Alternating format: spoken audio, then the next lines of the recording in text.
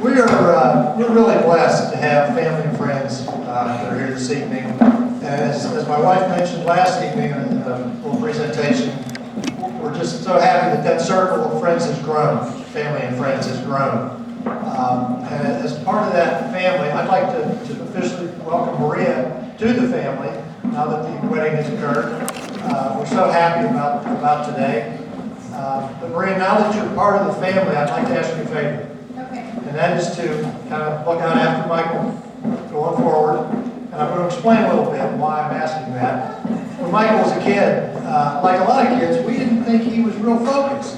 And then we realized he was focused, we just didn't know what he was focused on sometimes. A couple little real quick stories related to that. When Michael was younger, the kids would get on the school bus and we'd say, Leslie, keep an eye on your brother and make sure he gets off at the right stop.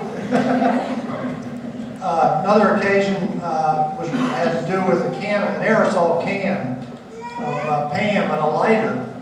And I can tell you that could have turned out badly, but it didn't. In Michael's defense, I think that tendency may have been passed down. And I don't want to embarrass anybody, well, maybe except a little bit for Michael, but I think it was passed down by his paternal grandfather. We won't mention any names. And one other little story involved Michael's first vehicle, which was an old truck. It had no power steering, no power brakes, no radio, and a gas gauge that didn't work. Most people would either fill the tank more often or keep track of their mileage. Michael took pride in seeing how close he could get to empty without running out. And he was seen at least on one occasion with his left leg hanging out the door, pushing the car down the road. So one little bit of advice, and then I'll sit down. We often go through life looking at milestones. And I think marriage is more of a journey than it is a destination.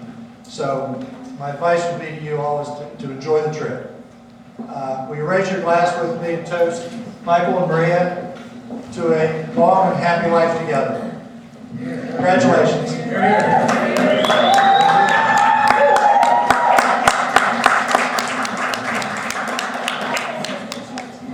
Really good response. I thought that was a wonderful toast, and maybe could get another round of applause.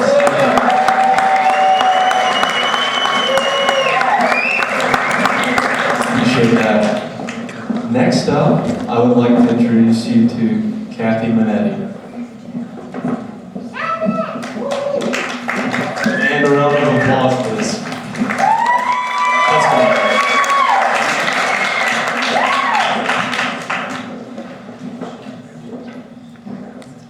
First, I'd like to say that I think it is a good thing that I am such a great judge of raw talent. I think it was about 8 or 9 years ago that I got a resume and some work from a young pup just out of school in West Virginia, and his name was Michael Powelson.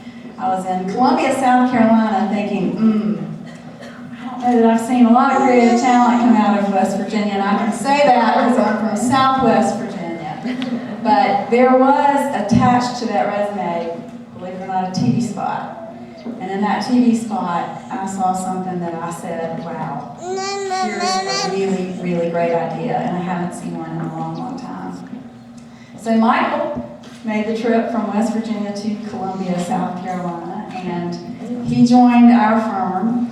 And I am happy to say, as you all know, that he is a brilliant creative talent. And not only that, he is such a fine and honorable person that it has just been a delight to know him. Not long after that, a sweet Maria came to Riggs, and she was a college student at the time and was our receptionist.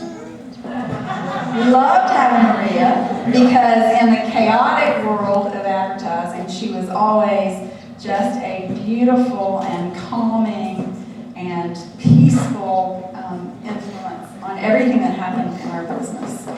And little did we know as time went on, a friendship blossomed. Little did we know about it, I will repeat.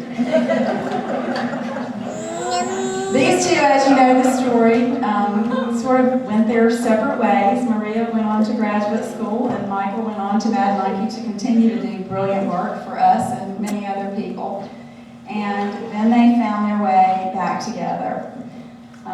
It is such an honor for me, particularly on behalf of everybody in the creative field in Columbia and elsewhere, Richmond, who love both of you. We are so happy that you have found this life together. And I would like to toast you on behalf of all of us and everybody here to both of you the happiest of ever afters, because you certainly deserve it.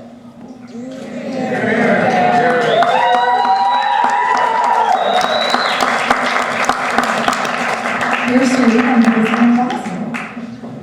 I've been back here with Tom Cruise in the closet and R. Kelly, but if we could get another round of applause for Kathy and Eddie.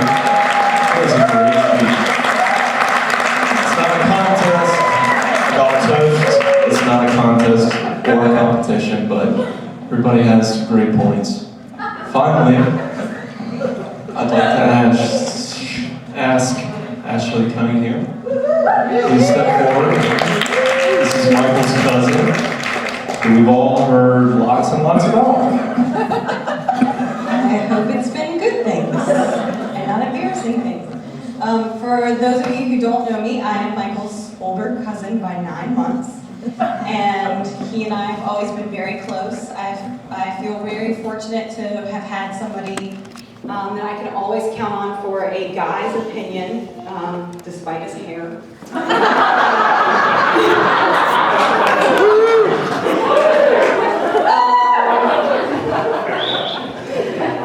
I also was fortunate enough to get very close with Maria while she was in graduate school in Richmond. She lived only a 5-minute walk away, and I still miss our extreme pizza nights and walks around the neighborhood.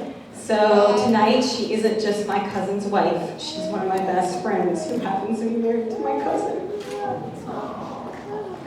So, anyway, despite my aforementioned seniority, Michael has beaten me to several of life's milestones, marriage, obviously, and I wanted to make sure that Maria knew what she was getting into. Please don't be surprised once you have children if they do one or all of the following. Ruin family photos by sticking out their tongue in every photo. Flushing a bucket of dead jellyfish down the toilet of a rented beach house. I'm pretty sure Eric Carr's also had something to do with this. Walk through a drive-through. Use a laundry chute as a baseball, to play baseball. And eat discarded room service leavings.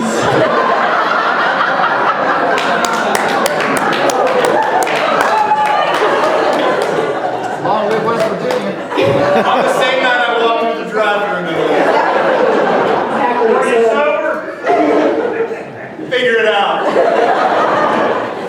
So as I said, Michael has, despite being younger, has beaten me to a few things. He was the first to have a real job out of college, thanks to Kathy. And he was the first to buy a house. I also now have a job and a house. I mean, it's a condo, but it'll do. He's obviously beat me to marriage. We're all here tonight because of that. And I'm definitely lagging behind because I am here alone tonight, everybody. As is my fellow cousin Eric Carr's. Our dance cards are completely blank, so we'll see you out on the floor later.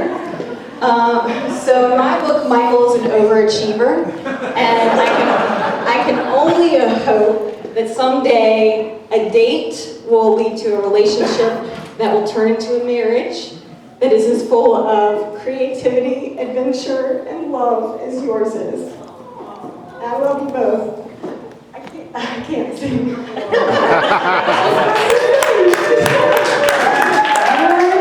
With your lover and your lover loves you.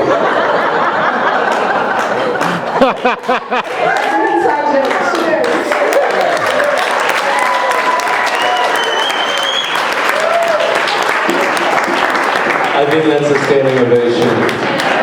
Well done, Michael.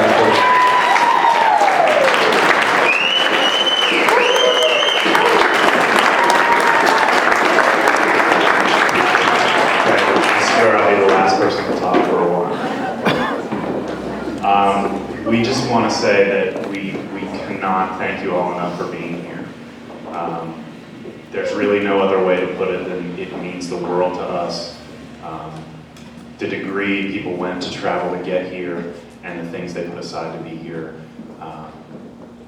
it's something we'll remember for the rest of our lives, and we have you to thank for it. And on top of that, we'd like to really thank our families, and especially Nancy and Ken for putting this together and allowing us to be here tonight. So, to them,